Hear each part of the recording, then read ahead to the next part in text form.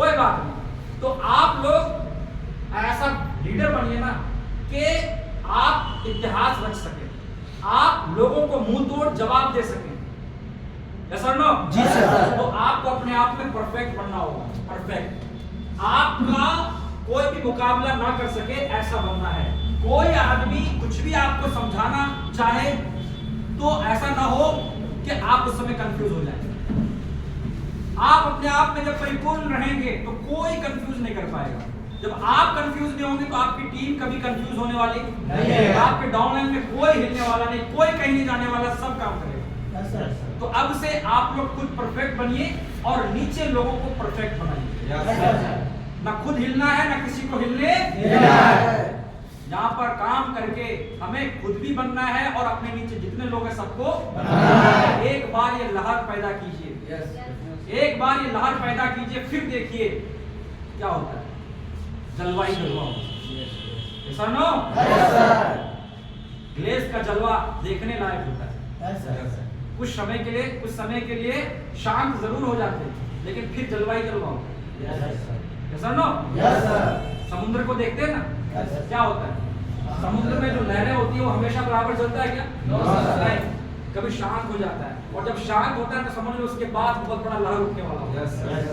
तो वही है, आगे लहर पैदा होने वाला है। और इस लहर में जितने भी उपभोक्ता कंपनी है, जितने भी बरसाती कंपनी है, सब खत्म होने वाले हैं। Yes sir? नो?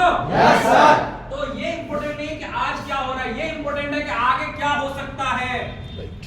आज क्या कर रहा है उससे कोई फर्क नहीं पड़ता, आगे कौन क्या कर सकता है उससे फर्क पड़ता है। इसीलिए आगे को देखिए, अभी नहीं, प्रेजेंट टाइम को मत देखिए। अभी मत देखिए कि आज कौन कितना कमा रहा है, कौन कहाँ है, कौन क्या कर रहा है, नहीं, आगे क्या हो सकता है। तो यकीन मानिए ग्लेस एक ऐसी कंपनी है जिसमें जिस भी लोगों ने दिल थाम के काम किया वो उम्मीद से ज्यादा यहाँ पर चीजें हासिल की।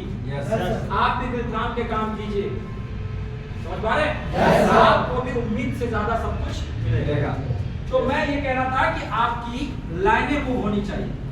आपका कम से कम सोच ये होना चाहिए कि हमको 6 लाइनें मूव कराना है। कितना लाइन? 6 लाइन।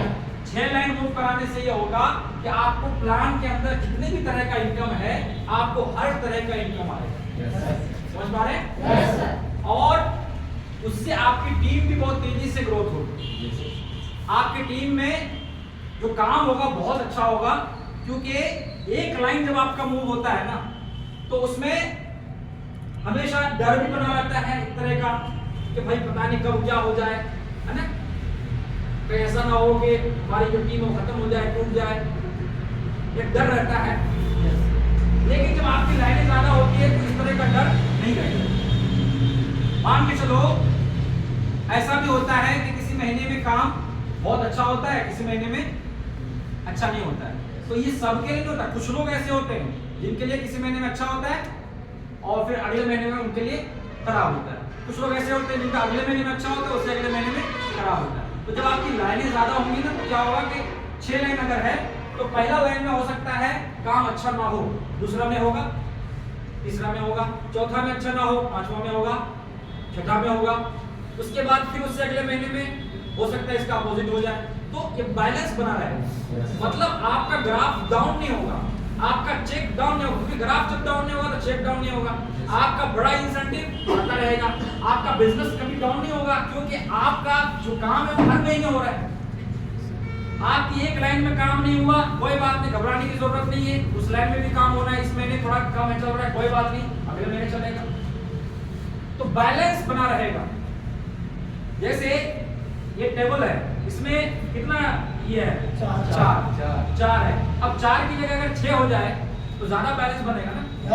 इसके ऊपर अगर कोई चढ़े तो उसको दिक्कत नहीं होगी, डर नहीं होगा। जैसे ये बिल्डिंग बनी, इमारत बनी, तो इंजीनियर का कहना है कि आप जब कॉलम खड़ा करते हैं तो कॉलम की डिस्टेंस को ध्यान में रखना होगा। अगर आपका कॉलम ज्यादा मतलब बड़ा नहीं है तो आप डिस्टेंस ज्यादा नहीं दे सकते, आपको कम डिस्टेंस देना होगा। अगर बड़ा कॉलम है तो आप डिस्टेंस ज्यादा दे सकते हैं। अगर आप चाहते हैं कि आप बहुत बड़ी इमारत खड़ा करें तो एक कॉलम पे इमारत खड़ी नहीं होगी, उसके लिए आपको कई कॉलम खड़ा करना होगा। समझ पा रहे हैं? जितना ज्यादा कॉलम खड़ा करेंगे इमारत उतनी बड़ी बन सकती है। उस इमारत में जितना भी लोड होगा